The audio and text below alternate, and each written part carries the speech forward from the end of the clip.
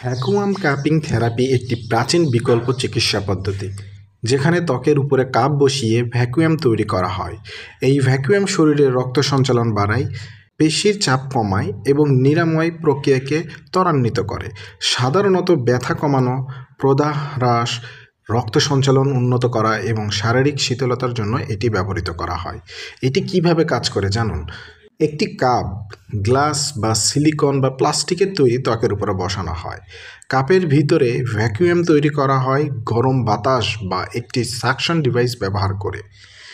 সাকশনের ফলে ত্বক ও নিচের টিস্যুগুলো কাপের মধ্যে টেনে নেওয়া হয়, যা শরীরে হালকা টান অনুভব করায়।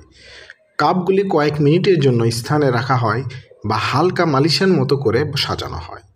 এই থেরাপিটি চীন ঐতিহ্যবাহী চিকিৎসালয়ে বহুল ব্যবহৃত হলেও বর্তমানে এটি বিশ্বব্যাপী জনপ্রিয় হয়ে উঠেছে। কাপিং করার পর ত্বকে লাল